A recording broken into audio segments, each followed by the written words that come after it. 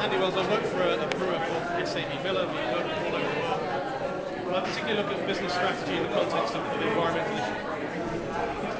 The project I wanted to talk about today is essentially about making the connections between different environmental issues, between water, climate change, agriculture, biofuels, all those different things that tend to be dealt with in separate policy tracks at the national government level, at the local government level, even the World Economic Forum with the projects on water, on energy, on agriculture.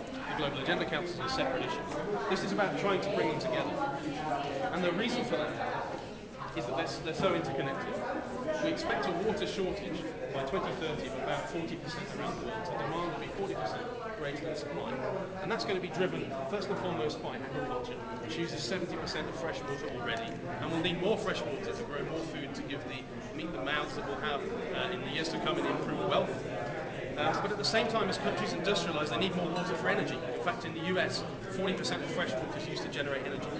And at the same time, people want a better domestic quality of life, want to be using more water to manufacture products and to live. And those things cannot happen together because we don't have the resource that meets it. And one of the issues we face is that because these things are being managed separately in policies within different institutions, we don't get that interaction.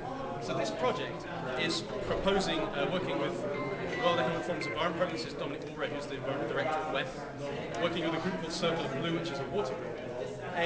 Essentially a series of debates, online debates linked to the YGL website, between experts on different issues to bring out and show what these trade-offs mean for policy, what they mean for different organisations.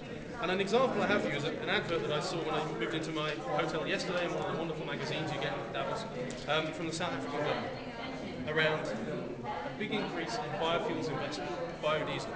Now, South Africa already faces water challenges, and I want to talk off the record here, but I mean particularly around getting enough water to grow the food that South Africa itself consumes, and that would be more difficult in the context of climate change. And so the challenge is, how do we get to people in different departments who are making decisions using environmental resources in different ways?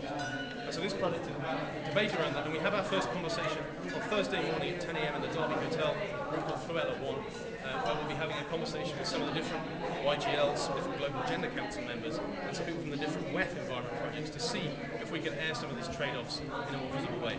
Dominic, did you want to add? Well, thanks, Andy. Well, just as I would concur that we have this real challenge between the different kind of pockets of economic growth. You look at the trend lines for food, agriculture, meat, dairy products, biofuels, look at the trend lines for energy consumption, take any IEA, World Energy Outlook, look at the demand and the trends for urbanization.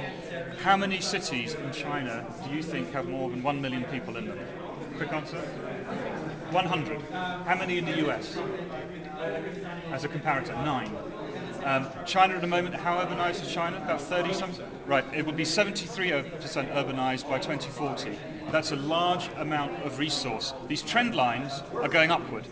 What we do not have in our policy environment, I see that in the forum, and where you can break down barriers, is the connect between those pockets of information in energy security, food security, water security, trade, and nobody's got that construct. I was with Minister Sonjika this morning, and she was wearing her climate change hat in India for the basics meeting. She's come back trying to wear another hat now. She needs, as one exemplar, and Leslie, you'll know this, she needs that kind of interconnected information to make an integrated and sensible judgment about how to reach growth targets moving forward.